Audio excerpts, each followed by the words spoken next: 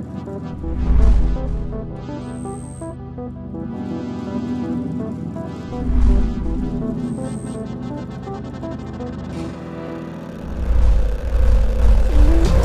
6 de diciembre, a partir de las 8 de la mañana, vamos a tener un horario específico de inicio, se va a durar este sábado. Es estupendo porque imagínate estar en la casa y ya con el sábado ahí no tenemos que ir a un bar.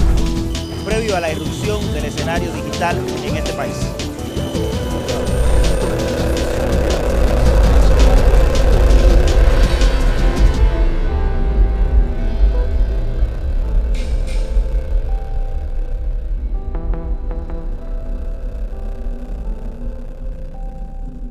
Sin el internet no se podía hacer lo que estamos haciendo ahora de ninguna manera. Cuando no conocía lo que eran las redes sociales, simplemente yo me conectaba y veía pocas cosas, pensé que eso, no sé, como era algo nuevo, pensé que era de la vida personal de uno, de subir fotos. Muchos jóvenes que a lo mejor no teníamos cercanía, no nos conocíamos, nunca habíamos dialogado, con la opción de las redes nos hemos conocido, hemos intercambiado ideas, hemos creado proyectos, hemos creado grupos de debate. Ya uno comenzó a hablar directamente sobre diferentes temas, debatir con personas que estaban al otro lado del país. Puede ser la moda, puede ser la música, puede ser la literatura, puede ser la política, puede ser la ideología. Agrupa a millones de personas que de otra manera no hubieran tenido comunicación entre ellas. Se ha producido un cambio en la forma de comunicarse de la gente y que ese cambio está muy asociado, por supuesto, al desarrollo de Internet en nuestro país. Los celulares son, por excelencia hoy, la vía más masiva de comunicación, por donde la gente pone contenido,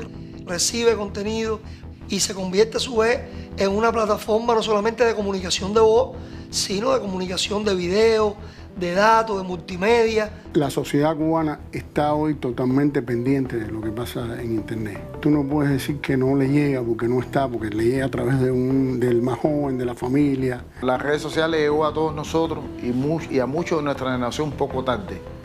Y creímos que quizás era un elemento alternativo o temporal. Y nosotros estamos empezando a lidiar con las redes sociales. Yo estaba compartiendo con personas, pasando un rato súper agradable y a veces se enajenan del momento de pasar el rato agradable para proyectarlo en las redes sociales. Estos espacios virtuales complementan la vida, pero no sustituyen la vida. Casi siempre la imagen que uno proyecta en las redes sociales es como cree que debería verse, ¿no? Como le gustaría que los demás le viesen, ¿no? Generan una vida virtual y por tanto alimentan la autoestima de los sujetos, las relaciones de los sujetos. Facebook no genera una comunidad, genera burbujas de confort. Las redes sociales toman su nombre porque hay una teoría sociológica anterior que es la teoría de las redes sociales. Una de sus características es la homofilia. Yo me suelo relacionar con personas iguales a mí para evitar que mi autoestima se vea lacerada. Eso es un principio de las redes sociales, un principio psicológico. Esos mismos principios van a las redes sociales y esos mismos principios se construyen los algoritmos de las redes sociales. Por ejemplo, los algoritmos de Facebook. Cuando usted se mete en una red social, Facebook en este caso, Twitter, el que sea, usted está dando datos privados de su personalidad. Me llamo fulana de tal, soy periodista, estoy casada, me gusta Silvio Rodríguez. Las personas intelectuales que les gusta la música de Silvio Rodríguez se suelen relacionar con personas intelectuales que les gusta por lo menos algo parecido a Silvio Rodríguez. Si no les gusta Silvio Rodríguez, les gusta la trova. Es decir, una serie de datos que lo que usted le está diciendo a una máquina o a sistemas muy potentes de inteligencia artificial, ¿quién es usted? Por eso Facebook sabe muy bien y te dice, quizás tú conozcas a esta persona. A veces uno dice, me están leyendo la mente. No te están leyendo la mente. Tú la estás hablando, tú la estás diciendo con tus hábitos de uso de la red. Y entonces a partir de ahí te van conformando un mensaje. Y no hay que pensar que detrás de eso hay una mente maquiavélica concreta. Estos son algoritmos que sencillamente van viendo ese comportamiento tuyo y van conformando un contenido para que sea para ti.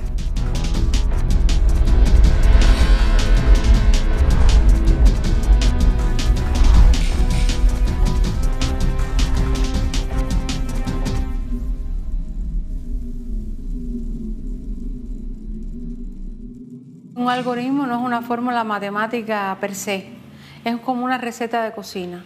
Es una serie de pasos que alguien con una ideología programa. A más B más C es igual a D, o esta acción más esta otra acción genera una tercera acción. Y cuando usted está en esa burbuja y alguien comenta algo que no le gusta, usted lo que hace es bloquearla. Con lo cual usted le está diciendo al algoritmo que es A más B menos C. Si dentro de esa burbuja, que ya empieza a aparecer los filtros de quizás conozcas A, ahí también cuando usted acepta uno u otro, está también dando rasgos de su personalidad, de sus intereses, o sea, de esos amiguitos tuyos, o estos supuestos amiguitos, ¿no? Te da un placer muy instantáneo, muy rápido, el like, el comentario, la alabanza fácil. Si tú no pones una foto del día y con una frase de hoy el día es luminoso y voy a vivir, pero además si lo pones en inglés con una frase corta en Instagram, y no eres poeta, no eres escritor, pero eso es de alguna manera sexy, o de alguna manera te conecta con la gente. Y sobre todo vende una imagen de ti, que es lo que tú quieres proyectar en las personas. Y por tanto, hay quien está todo el tiempo pegado al teléfono, le dieron like, quién comentó, quién compartió. Va marcando un supuesto consenso social que además es aparente. Ocurre una ilusión de que yo conozco a la gente. Fíjate cómo actúan estos algoritmos. Tú de pronto planteas una opinión y te empiezan a llegar comentarios, posts, como le dicen, de otras personas que a lo mejor tú nunca habías visto en tu página de Facebook, pero personas que están repitiendo el mismo mensaje, para crear un efecto rebaño. Yo no soy el único que piensa así. Mira cuánta gente piensa igual que yo. Por lo tanto, yo debo tener razón. Cuando hay tanta gente que piensa lo mismo, yo debo tener razón. Y de ahí la complejidad de estos algoritmos, porque lo que hacen es verdaderamente aislarte, generar una cámara de eco, que es eso, donde unas solas ideas rebotan, no permiten la entrada de otros puntos de vista, y bueno, se generan todas estas escenarios que son muy propicios a la desinformación. Y entonces, mensajes que pueden ser, o mensajes que pueden tender a un análisis más racional o de otro tipo, de esa misma realidad, a mí no me aparecen con la misma frecuencia, me aparecen solo aquellos que reafirman mi mensaje. Es lo que los expertos llaman sesgo de confirmación. Si usted habla mucho de una cosa, de eso sencillamente le va a poner mucho más. La gente tiene la percepción de que ese es el sentido común, que eso es lo general, cuando en realidad está gravitando en esas burbujas. Pero te genera la percepción de que tú estás hablando con muchas personas a la vez, sobre todo si tú vienes de una cultura analógica cuyas referencias y paradigmas tienen que ver con los medios de comunicación masiva, donde hay un emisor con muchos receptores. Y aquí no es así. A mí me asombra muchas veces estudiantes nuestros que han pasado toda una carrera y han recibido decenas de horas de marxismo, de historia de Cuba, etcétera, etcétera. Después tú lo ves en las redes repitiendo ingenuidades asombrosas. Yo quiero estar en la línea de la corriente, de lo popular, y ser popular en determinado entorno, y ese entorno hay un suceso significativo del que todo el mundo habla. No importa si yo tengo un vínculo con ese suceso o no, lo que importa es que la gente piense que yo tengo un vínculo, por tanto yo lo publico. Hay personas que tienen una posición más segura de sí misma, más firme, y hay personas que son, digamos, más gregarias, ¿no? O sea, más conducidas, más opino en dependencia de por donde vaya la opinión generalizada. Las personas en redes se van por el criterio que esté más popular, o sea, por lo que más esté mediando en las redes. Si las redes, los artistas, lo que sea, están defendiendo esa postura, están defendiendo eso, todo el mundo se va por ahí, entonces nadie quiere dar la contra. O sea, la gente tiene miedo a ser aislada de lo que considera que es el contexto social o que habla la mayoría. La espiral del silencio es una teoría de la comunicación política desarrollada por Elisabeth Noelle-Neumann, una alemana, que dice que la opinión pública es una forma también de control social a partir de que la gente se inhibe de dar sus opiniones por lo que percibe de la mayoría. Los amigos, de cierto modo, te van cuestionando, o de un modo más sutil pueden dejar un estado en WhatsApp donde dicen que no están de acuerdo con esto, que no están de acuerdo con esto otro, y te van dejando mensajes por detrás que tú te das cuenta que te están marcando a ti o que quizás están hablando de ti. Porque tú a lo mejor eres amigo de alguien que es amigo de alguien que tú estimas mucho, pero al final no piensan lo mismo. Y entonces ahí entran los choques, entran los conflictos, entran los debates. Hay una opción en Facebook que puedes dejar tu publicación pública exactamente para personas compartan tu idea, pero entonces entran otras personas a atacarte, a decir cosas de tu privacidad personal. Cuando uno se enfrenta a eso, pues sí, a veces trata de quedarse al margen, de no poner tu opinión porque te da miedo que te ataquen. En un escenario que es agreste, en un escenario que es salvaje como es el de las redes sociales, donde todo el mundo opina, donde todo el mundo tiene la oportunidad de atacarte si tienes la publicación abierta. Quizás antes un grupo de personas no coincidía en un grupo de aspectos, de ideas, pero nadie quizás físicamente se agredía. A nadie le da pena en las redes sociales ofender a otra persona, sacar sus sentimientos más negativos. El principal problema en el tema de todo esto es que la gente siente que eso es un potrero, que eso es un lugar como una especie de exoplaneta, cuando en realidad uno no tiene una ciudadanía virtual, una ciudadanía real diferente. Ya no estoy de acuerdo con lo que dices, sino tú eres esto, tú eres los otros, te amenazo, cuando te coja te voy a ver. Todos esos mecanismos emotivos están ahí, pero la gente se comporta así porque cree que está en la sala de su casa. Tú no puedes ir por la calle hoy y tirarle una piedra a una persona porque tú creas que hay que tirarle una piedra y romperle la cabeza. Eso es una cosa ilegal, pero tampoco lo debes hacer en el marco, en el ciberespacio. Tiene resortes emotivos hasta en la familia, porque está conviviendo también en esas redes y siente que puede haber un peligro real sobre ti. Los estereotipos son fuertísimos porque las palabras se marcan y te tratan de marcar para siempre. Cuando tratan de decirte oficialista, llega un momento que muchos jóvenes le cogen odio a esa palabra, se quieren alejar de ello, porque lo que aprendieron desde su universidad, lo que aprendieron desde sus facultades, es no ser un oficialista, sino ser un muchacho espontáneo, y creen que la espontaneidad es alejarse de la institucionalidad, no tocar eso, no tener vínculos con ellos. Se creen el discurso de que, bueno, la rebeldía es lo cool, de estar en contra de la posición oficial es lo que hay que hacer, porque los jóvenes tienen que ser rebeldes. Porque ahora decir la palabra revolución es ser un repetidor.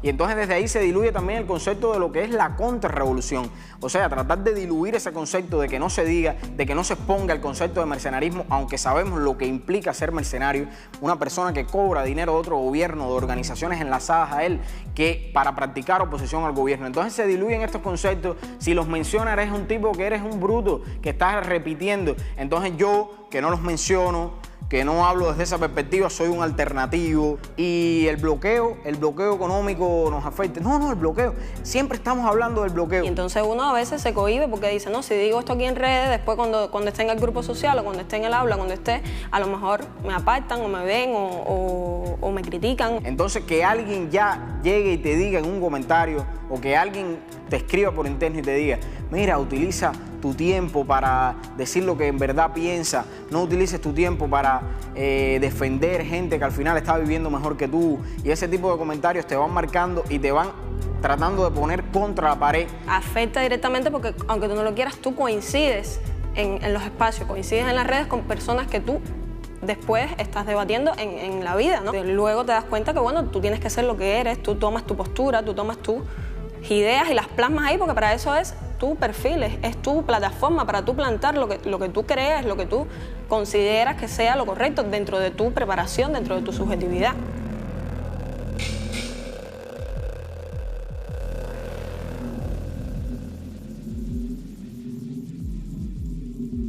El algoritmo, o sea, esa receta, lo que hace es que solo expone lo que tú comentas en tu muro de Facebook, en este caso, solo al 5% de tu audiencia real. Porque el resto, para poder llegar a más gente, tienes que pagar. Y ahí es donde está el negocio de estas plataformas. O sea, recolectar una ingente cantidad de datos que después se venden a las publicitarias y al por mayor. Es un gran negocio, no son espacios filantrópicos, son empresas que tienen profundos intereses económicos. Caracterizas a los usuarios. Tú puedes microlocalizar la visibilidad de un contenido. O sea, esto yo quiero que lo vean en el municipio Plaza de la Revolución, los hombres que tienen entre 20 y 40 años, que son solteros y que trabajan en la salud. Tú puedes llegar y puedes pagar por eso, que durante 2 o 3 días tú quieres que con ese nivel de restricciones ese contenido sea visto.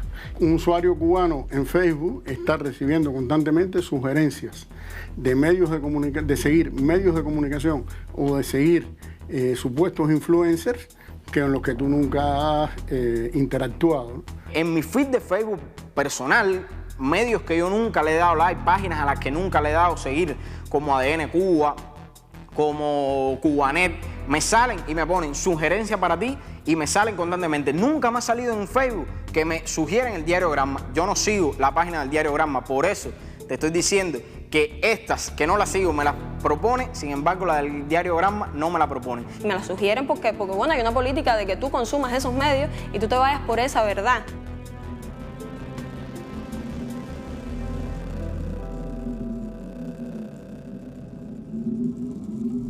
Tú tienes una audiencia y vas transformando esa audiencia. Constantemente estás impactando sobre esa audiencia con un tipo de mensaje y la estás cambiando. Y estás cambiando sus percepciones. Y el peso que eso tiene en la vida, o sea, digital de las personas, también empieza a operar en su conducta fuera de la red, ¿no? En sus percepciones, en el modo en que ve la realidad cuando está fuera de la red. Facebook está posicionando exactamente los influencers, las personas que ellos quieren que lleguen a la juventud cubana. Porque si a ti te interesa específicamente el tema de LGBTI y tú tienes conciencia, o podemos tener conciencia, que lo que más se ha hecho por esa comunidad en Cuba se hace desde el CNC, en vez de posicionarte a esa gente, te posicionan otras personas, te ponen discursos de otras personas que tienen un discurso confrontativo con la institución, contra el CNC, porque a lo que le interesa a Facebook es que tú te alejes de la institución. Y eso te permite dirigir determinado, o sea, en ese lugar tú quieres que ocurra determinado tipo de proceso y tú le haces llegar ese tipo de información que impacte en esa población joven, que logre asociarse a otro tipo de información que está saliendo en los medios.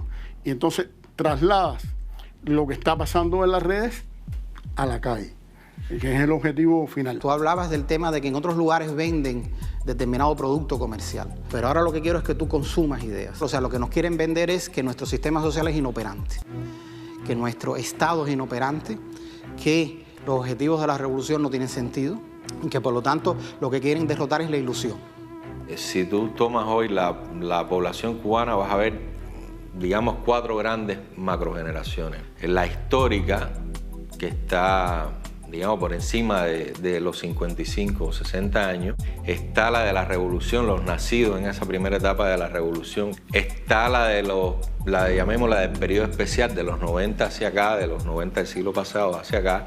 Y está la más reciente, que es menos de 24 años, ¿no? En cada una de esas macrogeneraciones tú vas a tener logros en espacio y tiempo que acontecieron, y vas a tener también lagunas o dificultades que acontecieron.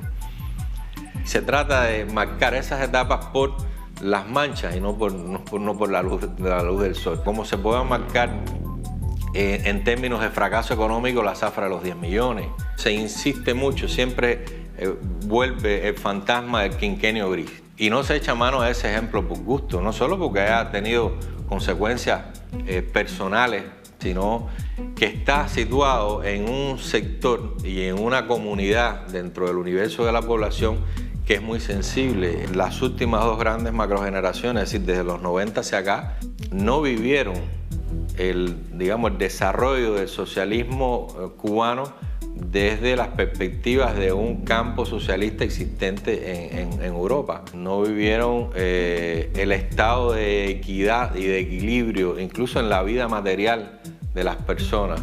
Nacieron con la precariedad, nacieron en medio de una crisis violenta, una crisis que fue producida e inducida. Y ese es su referente. Todos nosotros somos susceptibles a ser influenciados por las redes sociales. Si lo que nosotros llamamos manipulación es un proceso de influencia, y los procesos de influencia existen siempre, y ninguno de nosotros es inmune a los procesos de influencia. Como generalidad, lo que se explota es, mensajes de tal tipo. Mira a tus padres, todo lo que hicieron, todo el esfuerzo que dieron, entregaron su vida y míralo. Ahora tú eres el que tienes que ayudarlo, porque si no, su revolución no les dio nada.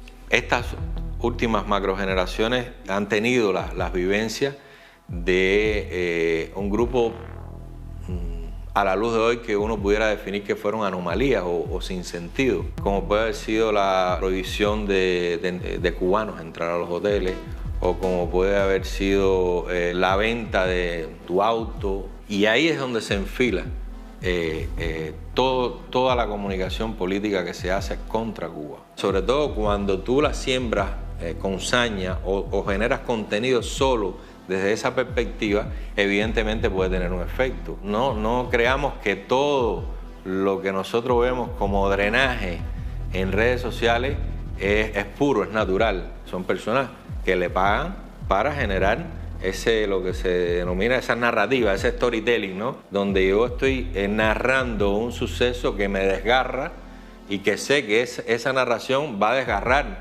a todos los que lo lean. Y es una construcción. Si no te paga nadie es porque realmente estás haciendo una reflexión honesta y verdadera.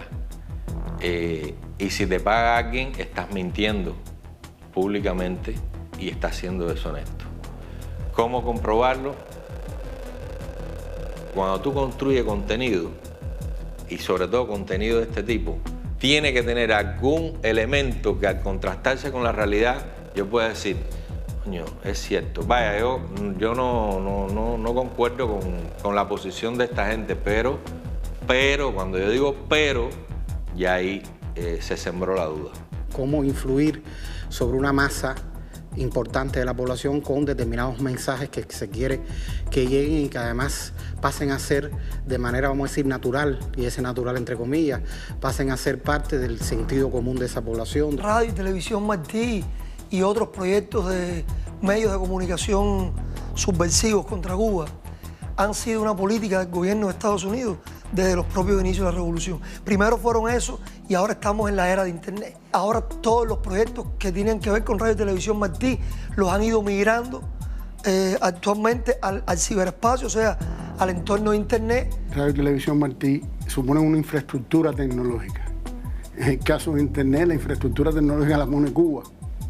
Y su aprovechamiento por la política del gobierno de los Estados Unidos supone utilizar esa infraestructura construida por Cuba para su desarrollo económico y social, para un servicio a la población en función de esos objetivos. Toda la herramienta de la guerra ideológica en buena medida pone su peso fundamental en las redes.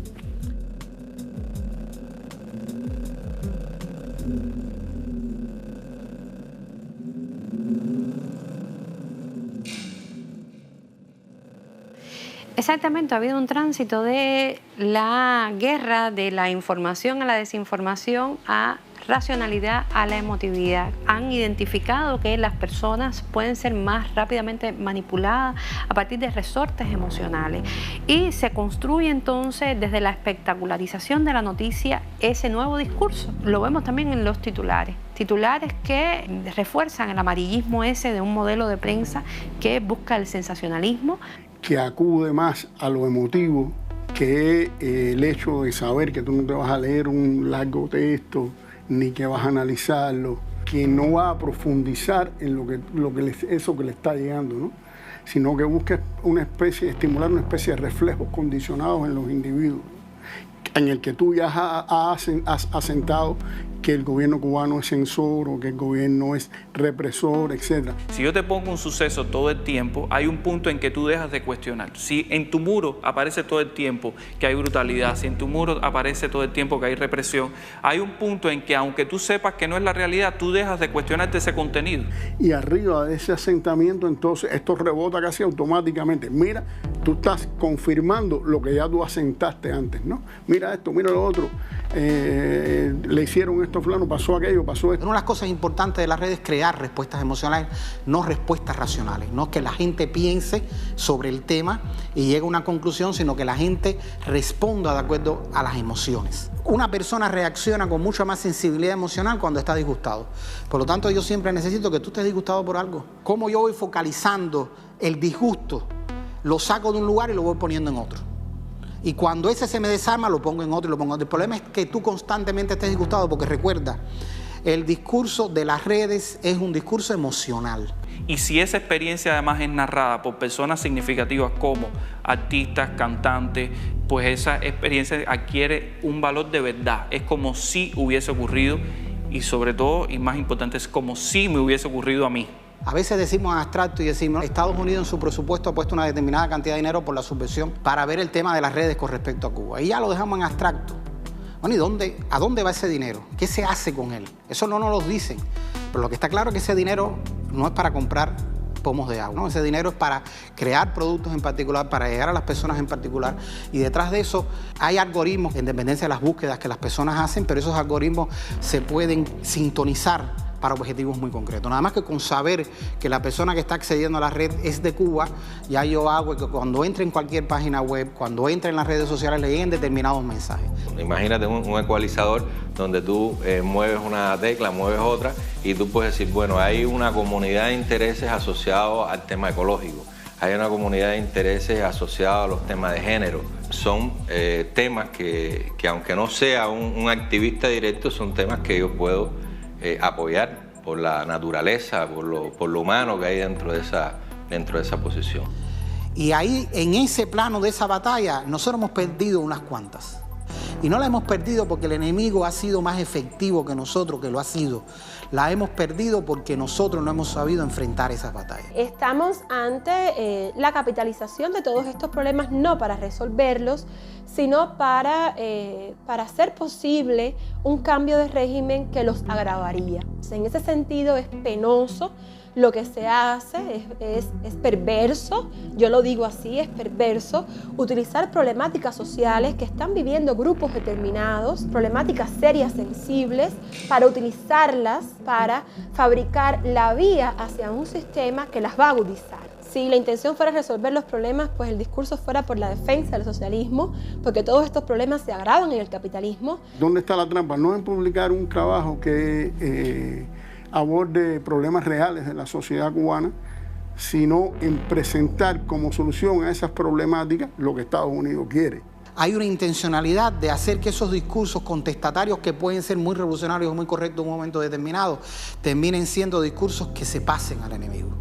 La creación de una sociedad civil mediática, ¿ya?, con sus líderes de opinión que abordan temas específicos, que han sido formados o que tienen vínculos con estas organizaciones que se encargan justamente de llevar hacia adelante todas estas campañas de propaganda política en los países para desestabilizar regímenes que no sean afines a los intereses de Estados Unidos. Se crean entonces esta sociedad civil mediática que no es representativa del pueblo cubano, no podemos decir que es representativa del pueblo cubano.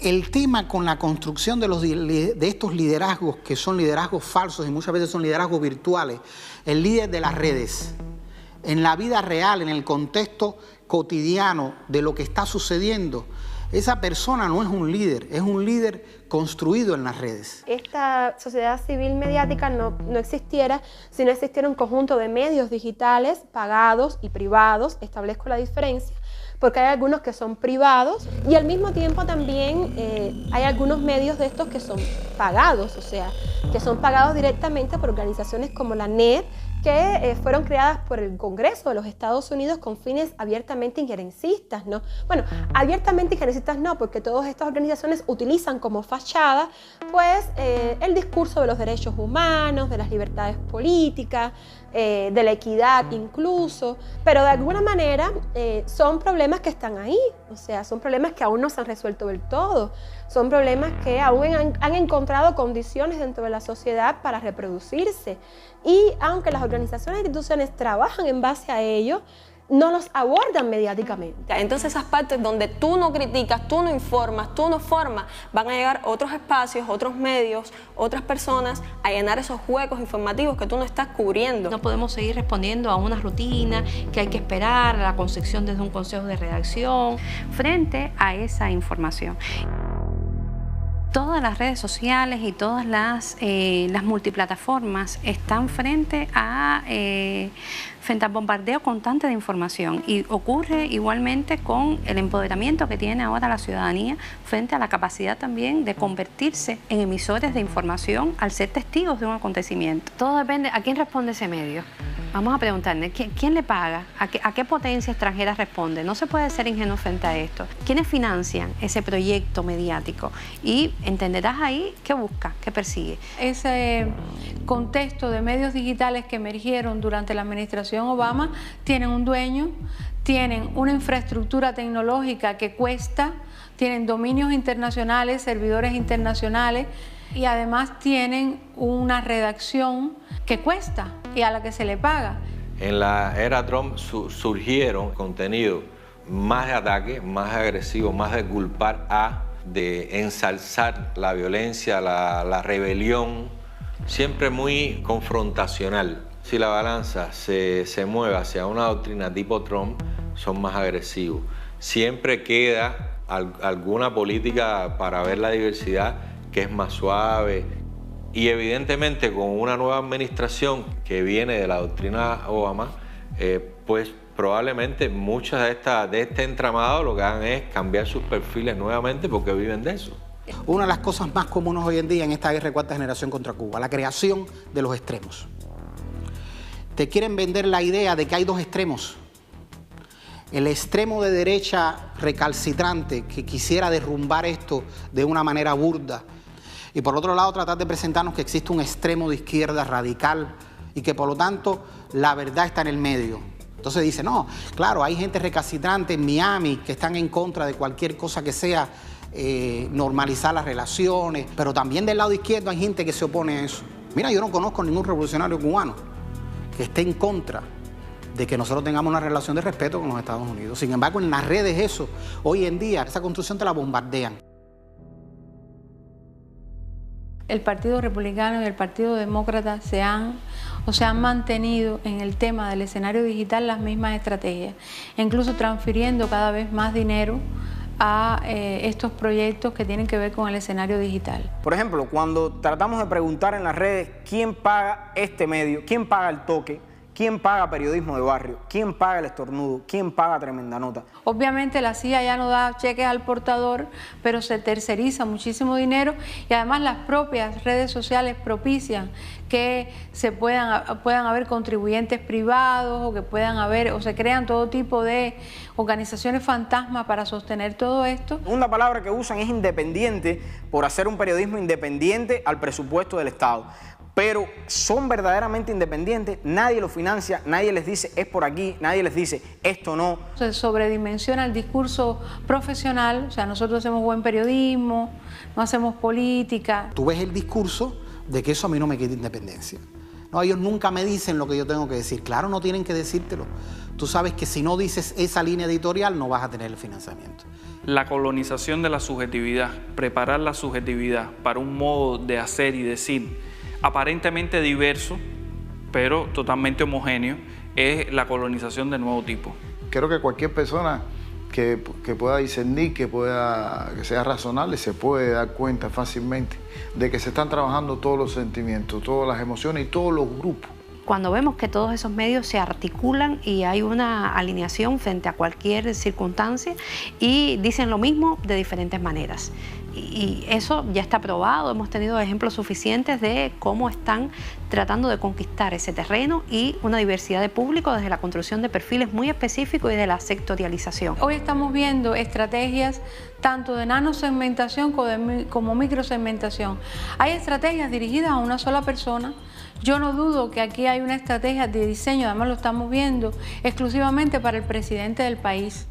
A un sector de la población le entran por la parte de la reunificación familiar, de las relaciones con la familia, etcétera. A un sector más intelectual le penetran con otro tipo de mensaje más ideológico, más de esto es un extremo intolerante, que quisiera una sociedad cerrada, que lo que le tiene miedo es a la confluencia de ideas, a que esta distensión posible le serruche el piso. Y todo funciona como un engranaje muy bien articulado, ¿no? Y va a la vez de todo, pareciera muy diverso, pero en el objetivo de los contenidos apuntan en una misma dirección, ¿no? Un doble juego con lo que dice el otro y lo que quiere decir, pero el fin es el mismo.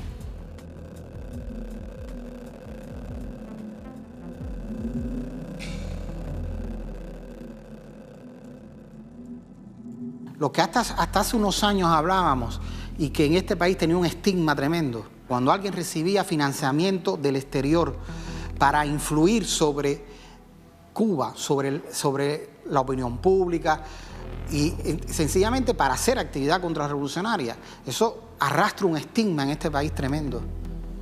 Bueno, ¿cómo tratar de borrar ese estigma? ¿Cómo ya no importa o cómo queremos presentar que ya no es importante que yo reciba dinero de determinadas entidades privadas y públicas de los Estados Unidos de Norteamérica o de otros países? Naturalizar eso. Eso no es importante. Eso no me ha quitado independencia. ¿De cuándo acá el que paga no manda? ¿Cuándo pasó eso? Y es que en los últimos tiempos, para mí, hay una diversificación de la contrarrevolución en Cuba, con actores mediáticos que ya comienzan a tener otros rostros, que comienzan a ser pues algunos académicos, periodistas. Estamos ante otro tipo, ¿verdad?, de discursos, ante otro tipo de narrativa que puede ser incluso muy atractivo para muchos.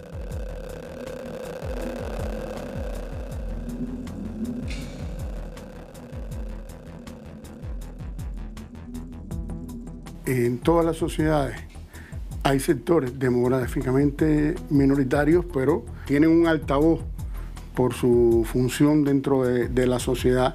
Porque construyen sentido e ideología. Esta fragmentación tiene entre sus líneas principales la intelectualidad, el sector de los profesionales, del estudiantado, el sector académico. Entonces hay una intencionalidad que tiene que ver con eso. No son grandes grupos.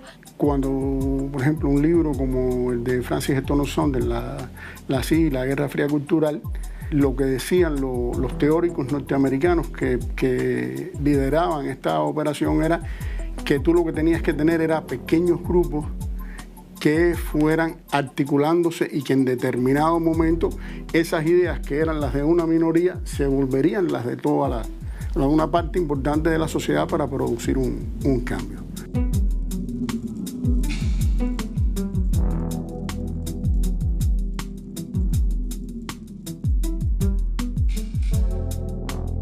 En el año 2004 se reúnen en La Habana varios funcionarios norteamericanos y un grupo de oficiales de la CIA. Y en esa reunión es la primera vez que yo escucho decir de que la política que habían seguido de mano dura hacia Cuba en ese momento había fracasado. Y que había que pensar en una nueva estrategia. Y que esa nueva estrategia tenía que tener como fundamento la seducción, la guerra cultural. Primero, la formación de nuevos líderes. Porque ellos están reconociendo que los líderes de la contrarrevolución en ese momento tenían un nivel de desprestigio y un nivel de incapacidad tan alto que no les daba el resultado que ellos querían. Y tenían que formar nuevos líderes. Esos líderes había que buscarlos fundamentalmente en las universidades. Tenían que ser jóvenes, sobre todo, que fueran militantes de la juventud o que tuvieran un activismo dentro de la FEU, dentro de la revolución, que fueran hijos de revolucionarios y que mediante ese plan de acercamiento a ellos, proponiéndole becas, ellos tuvieran en un periodo de 10 a 15 años, que es el lapso que ellos dan de tiempo que ellos necesitaban para cambiar las cosas en Cuba, contar con un grupo importante de nuevos líderes, o por lo menos de gente que simpatizara o que tuviera una visión diferente de los Estados Unidos dentro del país. Se habla en esa reunión de la idea de que debían crear una contrarrevolución que se moviera desde la izquierda y no desde la derecha. Ahí se plantea también la necesidad de que esa contrarrevolución tuviera una prensa nueva. Trabajan con personas como Ivani Sánchez, que la convierten en una bloguera súper premiada de rango internacional, le dan una promoción que jamás habían hecho anteriormente con nadie. Pero a Ivani se le desgasta también en el tiempo y comienzan a crear, podríamos hablar de una novísima contrarrevolución, como el caso de todo un grupo de nuevos contrarrevolucionarios que comienzan a trabajar en la nueva línea que el gobierno de los Estados Unidos comienza a trazar con ellos. Protagonistas que habían surgido en la internet en Cuba de modo legítimo, con espacios, con blogs, recibieron becas y muchos de esos espacios evolucionaron a medios privados, se involucraron en medios privados financiados desde el extranjero. Cuando tú recibes una invitación de la Embajada de Estados Unidos, tú dudas. Cuando en Cuba todavía no existían los datos móviles, no existían los parques wifi, un grupo de muchachos, emprendedores, muchos graduados recién graduados de la UCI, comenzamos a desarrollar una plataforma digital de un tema que en Cuba se había explorado muy poco, que es la crítica gastronómica, el periodismo gastronómico. Así fue como nosotros nos insertamos gradualmente en este tema de los blogs y nos transformamos sin saberlo en blogueros. El término bloguero no era un término necesariamente positivo. Todos los blogs eran supuestamente contrarrevolucionarios. De esa manera nosotros nos conectamos con otros blogueros y decidimos unirnos a estos grupos que se estaban creando de blogueros en las redes sociales. Y obviamente nosotros entramos a un grupo que ya se llamaba, que ya se autodefinía como blogueros revolucionarios. Estábamos hablando de cómo nosotros los blogueros podíamos procesar, entender la política o la realidad que estábamos enfrentando en esos días. Cuando la gente empezó a leernos, cuando la gente nos empezó a identificar, se empezó a acercar gente. Nosotros fuimos invitados a esa reunión con un funcionario de la embajada y de forma nos pareció respetuosa, que nos dijo, mira, nosotros queremos apoyar las iniciativas de ustedes, nosotros queremos apoyar a ustedes que son emprendedores. Si necesitan herramientas, nosotros podemos darte herramientas. Ellos sabían que nosotros estábamos con recursos muy limitados. Y cuando te ofrecen la posibilidad de tener un curso, un taller, o una herramienta, o un financiamiento, es una tentación para cualquiera. Es una tentación. Uno dice, wow, eso es lo que nos hace falta. Lo que están pagando son la CIA no aparece por ninguna parte. O sea, te invita a la universidad y tú permaneces 1 año, 6 meses o el tiempo que esté contemplado el plan, formándote en esa universidad, y tu proyecto final para graduarte era un proyecto para ser aplicado en Cuba. A cada unos años tendrían un cuadro perfectamente formado, recibiendo dinero de una ONG sin que nadie sospeche de ninguna manera que se trata de un tipo que ya es un contrarrevolucionario, que ya está trabajando para un servicio extranjero y que la gente lo identifica como un líder comunitario perfectamente desarrollando su labor. Yo recuerdo en la época que yo trabajé con la CIA, ellos tenían la visión, como lo explicaron muchas veces, de que este tipo de contrarrevolución, estilo Otaola, que la gente termina despreciando, que la gente termina diciendo, caramba, ¿hasta cuándo vamos a tener que soportar lo que este hombre está diciendo? De alguna manera busca invisibilizar la función que cumplen otros contrarrevolucionarios, que a la gente le puede parecer, por contraste, un poco más potable o un poco más, pudiéramos decir, aceptable, que no se vea con toda claridad la gente que de verdad está cumpliendo los objetivos que ellos quieren lograr, que están trabajando en el cumplimiento de sus objetivos fundamentales. Así como se ha construido un espectro, una máquina de seducción y a la vez una máquina de terror que tiene la tarea de proteger esta máquina de seducción. O sea que no se le pueda criticar, que no se le pueda cuestionar, porque enseguida entra la demonización. Crearle a una persona características que realmente no tiene. O sea, a esta persona le ponen, es un estalinista, es un tipo que tiene un pensamiento muy cerrado, o es una persona inculta, es una persona con poca preparación cultural, y te fabrican una figura sobre la cual dirigen todos los ataques, y por supuesto tu posibilidad de influir sobre la gente, tu posibilidad de respuesta se limita muchísimo porque la visión que la gente tiene de ti es muy negativa. E impedir que cualquier postura diferente del objetivo que persigue toda la maquinaria, sea de un tipo o de otro, asoma una postura crítica, porque entonces haces un efecto de demostración, ¿no? Hay ataques que tienen que ver con buscar la complicidad de estos sectores, hay ataques para desestabilizar a otros, y es lo que estamos viendo también, el acoso contra compañeros, contra periodistas, contra políticos, contra los revolucionarios que se expresan. Detrás de ello hay un guión de desestabilización también psicológica de los profesionales, y hay una maquinaria que tiene métodos de reproducción de linchamiento mediático, de acoso, lo que le llamamos el ciberacoso, y también buscan la manera de asesinar el carácter de esas personas, buscando la manera de que sienta vergüenza de lo que hace, busca la manera también de inhibirlo frente a el ejercicio profesional y lo que defiende, y de ello hemos sido testigos constantemente. He visto a muchos colegas de la música popular, de distintos géneros musicales, ser víctimas del linchamiento, compañeros, colegas de la música. Justamente he visto la injusticia, la manipulación, la descontextualización de las cosas. Extraen de todo lo que tú puedes haber expresado, de una idea general, extraen alguna frase para descontextualizar incluso el mensaje que tú quieres dar. Y casi siempre además buscan el peor, el que incita a sacar los peores sentimientos de las personas. Tú dices algo que tiene una posición crítica con las cosas que están mal aquí y que tú, por supuesto, como un sujeto de la realidad en la que incides y en la que quieres vivir, también tienes una proyección crítica sobre los problemas de aquí.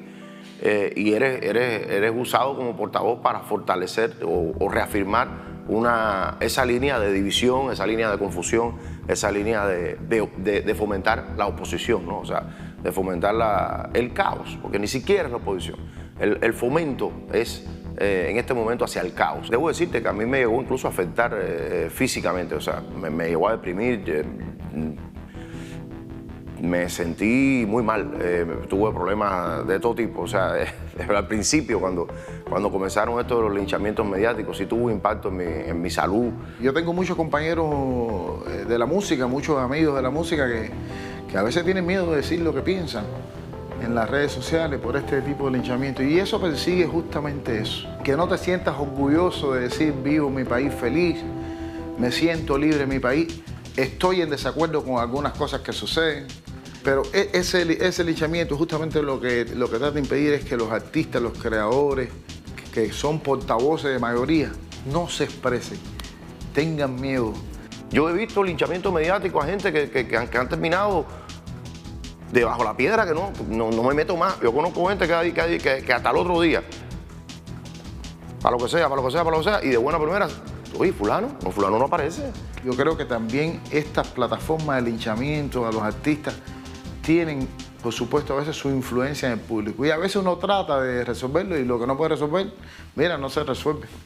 Hoy por hoy, ser un titular positivo en Cibercuba o en Cubané o en Diario de Cuba o Cubano por el Mundo, cualquier de estas plataformas, hay artistas que lo consideran como un logro. Hay artistas que han consolidado carreras, incluso después lo hemos visto en otro tipo de posición ideológica. Hay gente que ha ganado carreras buscando el aplauso, tratando de un supuesto enfrentamiento a lo oficial, a lo político, al sistema, al gobierno. Te ensalza, te abre puertas comercialmente. O sea, dolorosamente se ha impuesto esa percepción en alguna gente que, fíjate tú, increíblemente muchas veces no tiene nada que ver con eso. Y es tremendo porque estas plataformas no te van a cuidar. Te van a usar hasta un punto determinado y si te tienen que sacrificar, te van a sacrificar. Ha llegado ya al extremo. Ya no solo lo ataca por decir algo, incluso lo ataca por no decir, por no pronunciarse. Por eso es que yo he dicho en las redes sociales, oiga, artista, creador, no crea que con que no te metas estás ileso. No, te va a llegar tu momento. Cuando llegue un momento en el que tu silencio y tu no me quiero meter le sea útil para atacarte, te atacarán despiadadamente igual que si te hubieses pronunciado. Es más, es preferible pronunciarse, te lo digo de corazón, porque por lo menos te respetan. Que te maten mediáticamente o que te intenten matar, que te asesinen temporalmente no significa que puedan matarte. Te matan cuando te callas, te matas cuando te logran transformar. Te matan cuando te logran confundir, te matan cuando tú aprendes cuál es el discurso políticamente correcto que quieren escuchar de ti. Ahí es cuando te matan. Muchos de estos fenómenos que ocurren y se han desarrollado sobre la base de nuestros propios errores, sobre la base de nosotros no darnos cuenta de que hay un contexto distinto. Pensábamos que bastaba con los medios tradicionales que teníamos de llegar a la población y que esa hegemonía no la íbamos a perder. Mira, la hegemonía está en juego todos los días. Yo creo que hay que hacer de verdad un análisis y una reforma educacional porque la formación general, la formación política no está funcionando, no se ha nutrido de las nuevas formas de comunicación. Puede ser sobre la base de decir, hemos perdido más de 5.300 millones de dólares por culpa del bloqueo en X tiempo. Yo tengo que llevar eso al plato en la mesa de las personas, al día a día de las personas. Y tengo que llevarlo de una manera que no solo se comprenda bien, sino que se sienta. Decir que ellos van a vencernos me parece que sería subestimar las capacidades que tiene este país para adaptarse a estas nuevas transformaciones, a estos cambios y revolucionar estos escenarios en función de nuestros ideales, de nuestro proyecto nacional. Yo creo que la evaluación del enemigo está clara. El gran problema es cómo nos organizamos dentro para dar esas batallas. Y así como estamos desorganizados, estamos fritos, brother. Mira, no estamos fritos, porque tenemos un pueblo ahí cuando tú menos te lo esperas, saca una reserva, coño, que están tan hondas, compadre, que son admirables y que te hacen recordar de dónde tú vienes. Te digo de verdad, de corazón, esta pelea es ganable, no. Esta pelea, bien organizado, es un paseo por el Prado, porque es la pelea de la inteligencia y el razonamiento. Recuerden siempre la frase de Fidel. No le decimos a las personas cree, le decimos lee. El lee ese, vamos a traducirlo, le decimos a las personas que piensen, que profundicen, que realmente su concepción del mundo parta de haber pensado.